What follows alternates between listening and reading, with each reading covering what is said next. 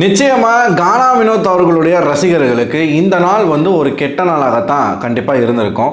ஏன்னா கானா வினோத் அவர்கள் பணப்பெட்டி எடுத்துகிட்டு இந்த வீட்டை விட்டு வெளியேறுவார் அப்படின்னு யாருமே, கானா வினோத் ரசிகர்கள்னு கிடையாது, யாருமே எதிர்பார்த்ததே இல்லை. எதிர்பார்க்காத ஒரு விஷயத்தை அவர் பண்ணிட்டார். அதற்கு காரணம் அவருக்கு தான் தெரியும். எதுக்காக அவர் பணப்பெட்டி எடுத்தார் அப்படின்னா அவருக்கு தான் தெரியும். அவர் பல ரீசன்ஸ் சொல்கிறாரு. என் குழந்தைங்களுக்கு நான் எதனா செய்யணும், இதையும் விட்டுட்டேன்னா எனக்கு எதுவுமே இல்லை. அதாவது தான் டைட்டில் வின் பண்ண போகிறோம் அப்படிங்கிற அந்த நம்பிக்கை காலையில் வரைக்கும் அவருக்கு இருந்துச்சு. மதியானத்துக்கு மேலே அவருக்கு என்ன ஆச்சு, யார் என்ன சொன்னாங்க, என்ன சொல்லி அவரை குழப்பினாங்க, எதுவுமே நமக்கு தெரியலை. நம்ம லைவை பார்த்த வரைக்கும் யாருமே அவங்கக்கிட்ட அந்த மாதிரி சொன்ன மாதிரியும் தெரில. ஈவன் ரம்யா ஓப்பனாக போய் அவர்கிட்ட சொல்லிட்டாங்க, நீ தான் ஓட்டிங்கில் ஃபஸ்ட் இருக்க, நீ தான் டைட்டில் வின் பண்ண போகிற, தயவு செய்து பணப்பட்டி எடுக்காத அப்படின்னு சொல்லி. ஆனால் இங்கே நீங்கள் கொஞ்சம் டீப்பாக யோசிச்சிங்க அப்படின்னா ரொம்ப கான்ஃபிடெண்ட்டாக இருந்த கானா வினோத் அந்த பணப்பெட்டி எடுக்கிறதுக்கு எங்கே டெம்ட் ஆனார் அப்படின்னு பார்த்தீங்கன்னா அதுக்கான காரணம் அரோரா சின்க்ளேர் மற்றும் விக்கல்ஸ். நிறைய பேர் சொல்லிக்கிட்டு இருக்கோம். இப்போ நான் கூட முன்னாடி சொன்னேன், இது அரோரா காரணம் கிடையாது, அவருடைய முட்டாள்தனம். எஸ், அவருடைய முட்டாள்தனம். இப்பயும் நான் அந்த ஸ்டாண்டில் தான் நிற்கிறேன், அவருடைய முட்டாள்தனம் தான். ஆனால் அந்த டெம்ப்டை ஏற்றுனது அரோரா. தூண்டியது அப்படின்னு சொல்ல முடியாது. அந்த இப்போ எப்படி சொல்கிறது, மனுஷனுக்குள்ள ஆசை இருக்கும். திடீர்னு அவ்வளோ பணத்தை தான் கண் முன்னாடி பார்த்து இது வரைக்கும் அவ்வளோ பணத்தை பார்க்காத ஒரு நபர்கிட்ட அந்த பணத்தை நீங்கள் காட்டினீங்க அப்படின்னா அந்த மனுஷனுக்கு மனசுக்குள்ளே ஓடக்கூடிய விஷயங்கள் என்னெல்லாம் ஓடும், நம்ம குடும்பம் அது இதுன்னு நிறையா ஓடும் இல்லையா, அதெல்லாம் யோசிக்க வச்சது அரோரா. கப்பை தாண்டி, கப்பு ஜெயிக்க போகிறோம் அப்படிங்கிறத தாண்டி இதை பற்றி யோசிக்க தூண்டியது அரோரா. அதாவது டெம்ப்ட், நான் தூண்டியதுன்னு கூட அந்த வார்த்தையை நான் பயன்படுத்த மாட்டேன், டெம்ப்ட் ஆக்குனது அரோரா. என்ன நடக்குது அப்படின்னு பார்த்தீங்கன்னா, நீங்கள் காலையில் அதாவது ஒரு டாஸ்க் ஒன்று கொடுக்குறாங்க, புலம்பல் டாஸ்க். அந்த புலம்பல் டாஸ்கில் தான் பணம் குவியுது. நேற்றுக்கு வரைக்கும் இந்த பணப்பெட்டியில் சேர்ந்த காசு 13 லட்சம் ரூபாய். அதுக்கப்புறமா இந்த புலம்பல் டாஸ்க் வைக்கிறாங்க. எனக்கு அந்த புலம்பல் டாஸ்கில் ஒவ்வொருத்தரையும் கூப்பிட்டதே எனக்கு என்னமோ சேவிங் ஆர்டர் மாதிரி தோணுது. சேனலோடைய ப்ரெடிக்ஷன் அண்ட் சேவிங் ஆர்டர் மாதிரி எனக்கு தோணுது. முதல் நம்பர் விக்கல்ஸ், ரெண்டாவது அரோரா, மூணாவது சாண்ட்ரா, நாலாவது கானா வினோத், அஞ்சாவது சபரி, லாஸ்ட்டாக திவ்யா. விக்கல்ஸ் போகிறாரு, 60,000 ரூபாய் சம்பாதிக்கிறார். இந்த அரோராவுக்கு புலம்ப கூட தெரியல. புலம்ப சொன்னால் அங்கே போயிட்டு கொஞ்சிக்கிட்டு இருக்கு பிக் பாஸை. 20,000 மட்டும்தான் கொடுத்தாங்க. 6 ஷார்ட்ஸ் பாவக்காய் ஜூஸ். அடுத்து சாண்ட்ரா அவர்கள் போனாங்க, 80,000 90,000 தெரில, அவங்க எடுத்துகிட்டு வந்தாங்க. கானா வினோத் போகிறாரு, அவரும் 90,000 எடுத்துகிட்டு வர, 90,000 95,000 தெரில. சபரி போகிறாப்புல 1,05,000 ரூபாய். அதாவது நல்லா புலம்புனதுக்கு எக்ஸ்ட்ரா 5,000 ரூபா போனஸாக கொடுக்குறாரு பிக் பாஸ். 1,05,000 ரூபாய். கடைசியாக திவ்யா அவர்கள் அவங்களும் போயிட்டு 1 லட்ச ரூபாய் எடுத்துகிட்டு வராங்க. இதில் நீங்கள் நோட் பண்ணிங்கன்னா சபரியும் திவ்யாவும் ஒரு ஷார்ட்ஸ் கூட பாவக்காய் ஜூஸ் குடிக்கல. கண்டினியூஸாக அவங்க புலம்பி பணத்தை அதிகமாக அவங்க தான் கொண்டு வந்தாங்க 2 பேருமே. ஸோ எனக்கு கடைசியாக திவ்யாவை கூப்பிட்டதும் அதுக்கு முன்னாடி சபரியை கூப்பிட்டதும் எனக்கு என்னமோ வின்னர் ரன்னர்ன்ற மாதிரி எனக்கு தோணுது. ஏன்னா எப்பயுமே ஒரு சின்ன சின்ன ஹிண்ட் இங்கே கொடுப்பாங்களா, அந்த மாதிரி தோணுது. பணப்பெட்டி வந்தாச்சு. இதுக்கு முன்னாடியே அரோரா மற்றும் அந்த வீட்டில் இருக்கக்கூடிய ஆட்கள் இந்த பணப்பெட்டியை பற்றி பேசி வச்சுருந்தாங்க. விக்கல்ஸ் கூட 20 லட்சம் ரூபாய் வந்தால் நான் எடுத்துருவேன் அப்படின்னு சொல்லியிருந்தேன். அதாவது மாற்றி மாற்றி பேசுகிறாங்க. ஒரு வாட்டி என்ன சொல்கிறாங்கன்னா, நான் என்னுடைய மக்கள், எனக்கு வாக்களித்த மக்களுக்காக நான் இருப்பேன் அப்படின்னு சொல்கிறாப்புல. இன்னொரு வாட்டி 20 லட்சம் வந்தால் நான் எடுத்துருவேன் அப்படின்னு சொல்கிறாப்புல. இப்படி மாற்றி மாற்றி ஒருத்தரும் பேசிக்கிட்டே இருக்காங்க. இது எல்லாமே கானா வினோத் உட்காந்து கேட்டுக்கிட்டே இருக்காரு. இப்போ அரோரா கிட்ட கேட்குறாரு. அரோரா சொல்கிறாங்க, பணப்பெட்டி எடுத்தால் அடுத்த வாரம் வருவாங்க, மீண்டும் அந்த வாரத்துக்கான காசு அவங்களுக்கு வரும், இந்த காசு வரும், இத்தனை நாட்களுக்கு இருந்த அந்த ஒரு சம்பளமும் வரும். ஸோ டோட்டலாக எல்லாமே அவங்களுக்கு ஒரு பெனிஃபிட் அப்படின்ற மாதிரி அரோரா சொல்ல, அது எல்லாமே இவர் மனசுக்குள்ளேயே கணக்கு போட்டிருக்காரு, நமக்கு தெரியல. சரிங்களா? ஸோ அந்த 18 லட்சம் ரூபாய் அப்படிங்கிறது கொஞ்சம் அதிகமான அமௌண்ட்டு தான். எனக்கு தெரிஞ்சு பிக் பாஸ் சீசன்லேயே இதான் அதிகமான அமௌண்ட்டு நினைக்கிறேன், இப்போது இந்த சீசனில் நினைக்கிறேன். ஸோ எனக்கு தெரில, இதை விட ஜாஸ்தியாக எந்த சீசனில் வச்சாங்கன்னு தெரில.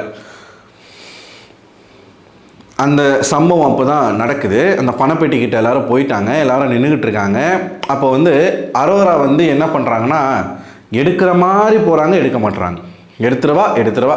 ஆக்சுவலாக லிட்ரலாக அது ஒரு ப்ளே, சீரியஸாகவே அது ஒரு ப்ளே.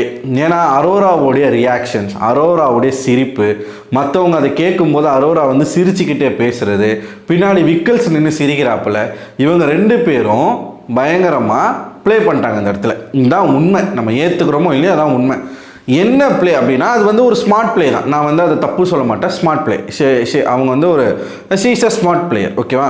என்ன பண்ணுறாங்கன்னா கானா வினோத் அவர்கள் நின்றுட்டு இருக்கும்போதே எடுத்துடலாமா வேணாமா, எடுத்துருவா.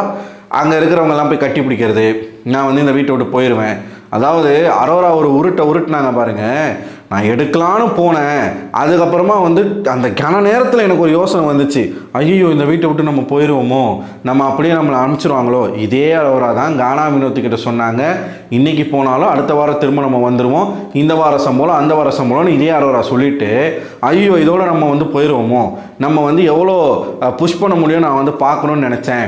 எனக்கு அந்த இடத்துல இது ஒரு பெரிய டிசிஷன், இது ஒரு பெரிய, அதாவது கானா வினோத்துக்கிட்ட ஸ்மார்ட் மூவ்னு சொல்லிட்டு இவங்க எடுக்கும்போது அது பெரிய டிசிஷன். நம்ம அதனால் யோசிச்சுட்டு இருந்தாங்களாமா. இவங்க வந்து கை வந்து இப்படி மேலே வச்சாங்க, வைக்கும் போதே எடுத்துருந்தாங்க அப்படின்னா கானா வினோத் அமைதியாக இருந்திருப்பார். ஆனால் அரோரா என்ன பண்ணுறாங்க, அவரை பக்கத்துலேயே நிற்க வச்சுக்கிட்டு எடுத்துடலாமா வேணாமா, எடுத்துருவா அப்படின்னு சொல்லிக்கிட்டே இருக்கும் பொழுது கானா வினோத் அவர்களுக்கு அந்த நேரத்தில் என்ன தோணுச்சுன்னா, அவர் எல்லாத்தையுமே அந்த இடத்துல யோசிக்க ஆரம்பிச்சிட்டாப்புல.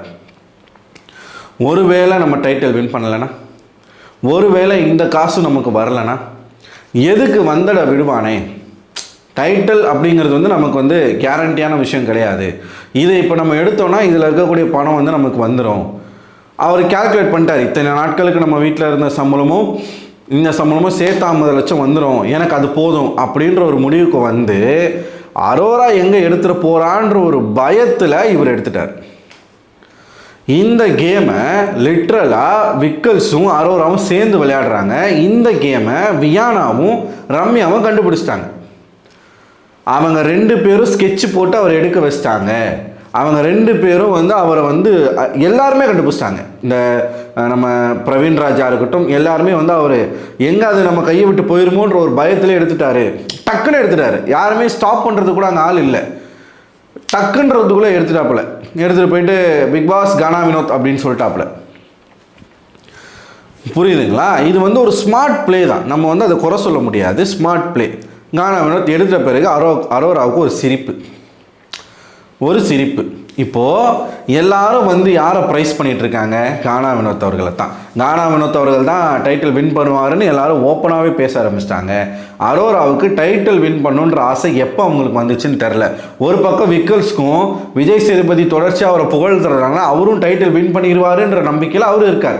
ஸோ கானா வினோத் போயிட்டா நமக்கு ஒரு வேளை வாய்ப்பு இருக்குது அப்படின்னு நினச்சி தான் இந்த ஒரு கேமை 2 பேரும் ஸ்மார்ட்டாக விளையாடி கானா வினோத்தை எடுக்க வச்சிட்டாங்க. சரிங்களா? இதில் நம்ம எதிர்பார்க்காத விஷயங்கள்லாம் நிறைய நடந்துச்சு. எதிர்பார்க்காத விஷயங்கள் என்ன அப்படின்னா, இத்தனை நாட்களாக சபரியை வந்து ஜெயிக்க வைங்க, சபரிக்கு ஓட்ட போடுங்க, சபரியை வந்து ஜெயிக்க வைங்க, கானா வினோத் ஒருபோதும் ஜெயிச்சிடக்கூடாது அப்படின்னு சொல்லிக்கிட்டு இருந்த திவாகர் வாட்டர்மெலன் பர்பீஸ் அவன் வந்து கானா வினோத் போன பிறகு மறுபடியும் ஆரம்பிச்சிட்டான். 7.5 தான் அவன். ஆனால் திவாகர் அவர்கள் வந்து அழுதது என்னால் வந்து எனக்கு ஒரு மாதிரி ஷாக் ஆயிடுச்சு. என்னடா இவன் அழுகுறானே. பார்வதி இந்த வீட்டுக்குள்ளே என்றைக்குமே அந்த ஆள் அழுததே கிடையாது. பார்வதியுடைய அந்த ரெட் கார்டு மேட்ரு பேசும்போது அழுதாப்புல, அதுக்கப்புறம் அந்த அழுகை கூட ஒரு சாதாரணமான அழுகை தான். ஆனால் இன்னைக்கு கானா வினோத் பெட்டி எடுத்துகிட்ட பிறகு அந்த ஆள் கதறி அழ ஆரம்பிச்சிட்டான். ஒரு பக்கம் கானா வினோத் அவர்களுடைய அழுகை, இந்த அளவுக்கு அந்த மனுஷன் வந்து உடஞ்சி அழுது நான் பார்த்ததே கிடையாது. அவர் என்ன அந்த செகண்டில் அவர் என்ன வந்து யோசிச்சாருன்றது தெரியலை. டக்குன்னு அந்த பணப்பெட்டி எடுத்துகிட்டு, ஆனால் ரெக்ரெட் பண்ணுறாப்புல, ஆனால் அவரால் சொல்ல முடியல. அவர் வந்து ஒரு மிஸ்டேக் பண்ணிட்டாரு. போதும், எனக்கு இது போதும், எனக்கு இது வேணாம், எனக்கு அது வேணாம், எனக்கு இது போதும், நீங்கள் யாராச்சும் ஜெயிச்சுட்டு போங்கன்னா அவர் வந்து அந்த நேரத்தில் கொஞ்சம் பெருந்தன்மையாக பேச ஆரம்பிச்சார். ஆனால் அவர் மனசுக்குள்ளே வருத்தப்படுறாருன்றது நல்லாவே தெரியுது. சுற்றி இருக்கிற எல்லாருமே அழுகுறாங்க. நான் இது வரைக்கும் ஆத்மார்த்தமாக ஒரு மனுஷன் வந்து பணப்பெட்டி எடுத்து சுற்றி இருக்கிற எல்லாரும் உடஞ்சி போனதை நான் இப்போ தான் பார்க்குறேன். சீசன் 3 கவின் எடுத்தப்போ அது நடந்துச்சு. ஆனால் அதை காட்டிலும் எனக்கு இது பெருசாக இருக்குது. இவர் பிரவீன்ராஜால் பொறுக்க முடியல. பிரவீன்ராஜ் வந்து சொல்கிறாரு, நீ ஜெயிச்சிருக்கணும்டா, நீ ஏன்டா அவசரப்பட்ட, எனக்காகவும் சேர்த்து தானடா நீ விளையாண்ட, எனக்காகவும் சேர்த்து நீ ஜெயிச்சிருக்கணும் அப்படின்னு ஒரு பக்கம் அவர். ரம்யா திட்டுறாங்க, நான் சொன்னேன்ல எதுக்கு அவசரப்பட்ட, ஒரு வாரம் உன்னால் பொறுத்துக்க முடியாதா அப்படின்னு ஒரு பக்கம் ரம்யா திட்டுறாங்க. எல்லாருமே வந்து திட்ட ஆரம்பிச்சிட்டாங்க. தர்பீஸு கூட என்ன பேசுகிறான்னா, இல்லை அவர் எமோஷ்னலாக தான் அந்த முடிவு எடுத்திருக்காரு, ஒரு வாட்டி நீங்கள் பிக் பாஸ் கிட்ட கேளுங்க, அதை திருப்பி வச்சிடலாமான்னு கேளுங்க அப்படின்னு சொல்லிட்டு யாருமே எக்ஸ்பெக்ட் பண்ணல. எப்பயுமே நமக்கு வந்து ஒரு காம்படிஷன் இருந்தால் தான் நல்லாயிருக்கும். ஒரு போட்டி போட்டு ஜெயிக்கிறோமோ தோக்குறோமோ அங்கே ஒரு காம்படிஷன் இருக்கணும். ஆனால் இந்த மாதிரியான ஒரு காம்படிஷனை நம்ம எக்ஸ்பெக்ட் பண்ணலை. இப்போ திவ்யாவா கானா வினோத்தா, திவ்யா தான் ஜெயிக்கணும்னு நான் சொல்கிறேன் அப்படின்னா, ஸ்ட்ராங்கான ஒரு ஆப்போனண்ட் வந்து கானா வினோத் இருக்கார், அவர்கிட்ட மோதி தான் திவ்யா ஜெயிக்கணும். அதுதான் ஒரு நல்ல வெற்றியாக இருக்கும். இப்போ நம்ம வந்து ஒருத்தரை சப்போர்ட் பண்ணுறோம் அப்படின்னா அவங்க ஜெயிக்கிறாங்கன்னா அதுதானே ஒரு மாசாக இருக்கும். இப்போது ஆளே இல்லாத காட்டுக்குள்ளே கம்பு சுற்றுறதுல என்ன நமக்கு இருக்குது, அந்த மாதிரி தான் நான் வந்து நினச்சேன்.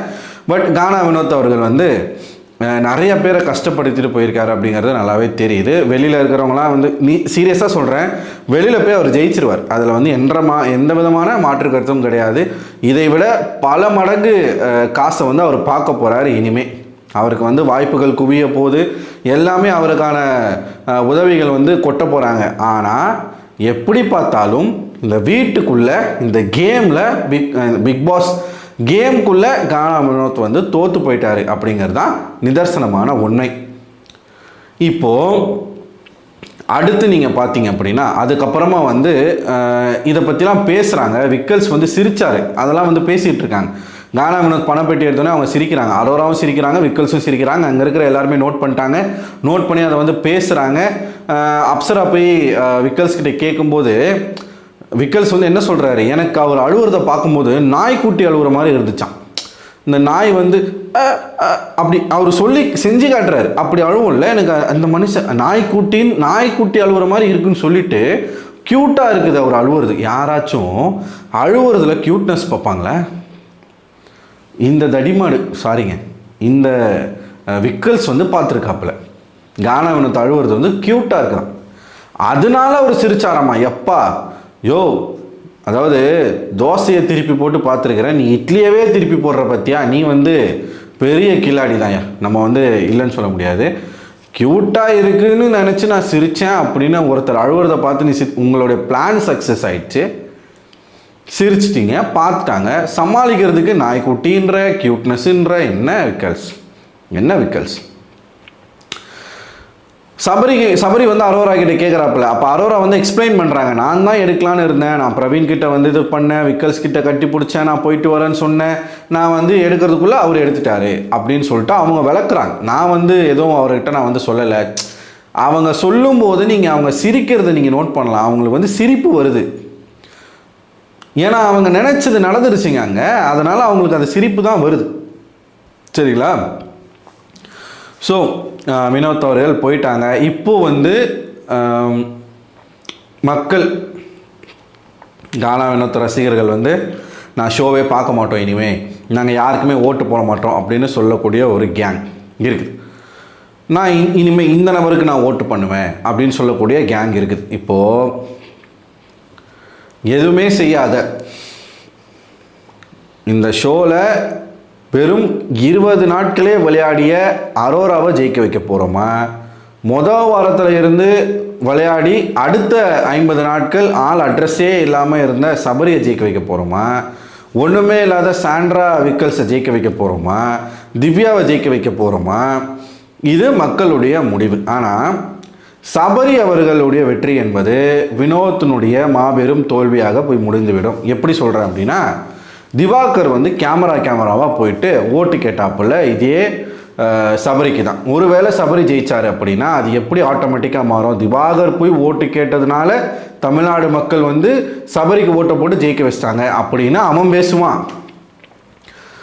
அது வினோத்துக்கு மிகப்பெரிய அசிங்கமாக இருக்கும் என்னை பொறுத்த வரைக்கும். அங்கே வந்து திவாகர் ஜெயித்த மாதிரி, இப்போ வினோத்துக்கு எதிராக திவாகர் ஜெயித்த மாதிரி அது ஒரு கணக்கு. ஸோ பிளான் பண்ணி கட்டம் கட்டி வினோத் அவர்களை டெம்ட் ஆக்கி பணப்பெட்டியை வந்து எடுக்க வச்ச அரோராவுக்கு உங்கள் ஓட்டா, திவாகர் சொன்ன மாதிரி இப்போ இந்த டாப் 3ல 3 பேர் தாங்க இருக்காங்க, திவ்யா, சபரி, அரோரா. மீதி எல்லாம் விக்கல்ஸ்லாம் இந்த வாரம் போயிடுவார். அதாவது இந்த வாரம் இவங்க சாண்ட்ரா போயிடுவாங்க, அதுக்கப்புறம் விக்கல்ஸ் தான் போகிறார். ஸோ இந்த 3 பெயரில் யாரை வெற்றியாளராக தீர்மானிக்க போகிறீங்க அப்படிங்கிறது மக்களுடைய முடிவு. யாரை தீர்மானித்தாலும் பார்த்து தெளிவாக, ஆனால் நம்ம என்னதான் ஓட்டு போட்டாலும் சேனல் ஒன்று வந்து டிசைட் பண்ணி வச்சுருப்பான். அது வந்து யாராக இருப்பாங்க, சேனல் ப்ராடக்ட் ஆகிய திவ்யாவா, இல்லை சேனல் ப்ராடக்ட் ஆகிய சபரியா, இல்லை ஏஆர்எம் கான்செப்டில் வர அரோராவா அப்படிங்கிறத நம்ம பொறுத்திருந்து தான் பார்க்கணும். ஸோ இதான் இன்றைக்கி நடந்த ஒரு ஒரு ஒரு எமோஷ்னல் மூமெண்ட், ரொம்ப மோசமான ஒரு சம்பவம். பார்ப்போம் என்ன நடக்குதுன்னு சொல்லிட்டு. அவர் கானா வினோத் அவர்கள் வந்து எப்போ ரீஎன்ட்ரி கொடுக்குறாருன்றதை பார்க்கணும். பிக் பாஸ் வந்து ரொம்ப அழகாக வினோத்தை வந்து சென்ட் ஆஃப் பண்ணி வச்சார், ரொம்ப அழகாக அவர்கிட்ட பேசினார். நாளைக்கு கானா வினோத் அவர்களை ஸ்டேஜ் ஏற்றுவாங்க. ஸ்டேஜ் ஏற்றி 7லேருந்து 10 நிமிட ஏவி வந்து அவருக்கு ப்ளே செய்யப்படும். ஒரு ப்ராப்பரான ஒரு சென்ட் ஆஃப் வந்து கானா வினோத் அவர்களுக்கு வந்து நாளைக்கு கொடுப்பாங்க. ஸோ அப்போ அவர் சொல்லுவாருன்னு நினைக்கிறேன், எதுக்காக நான் பணப்பெட்டி எடுத்தேன்றதை நாளைக்கு விஜய் சேதுபதி செட்டில் சொல்லுவார். பொறுத்திருந்து பார்ப்போம். நீங்கள் என்ன நினைக்கிறீங்க? உங்களோட கருத்துக்களை மறக்காமல் கமெண்ட் பாக்ஸில் கமெண்ட் பண்ணுங்கள். அடுத்த ஒரு வீடியோவில் உங்களை சந்திக்கிறேன். அதுவரை உங்களிடமிருந்து விடைபெறுவது நான் அரவிந்தன்.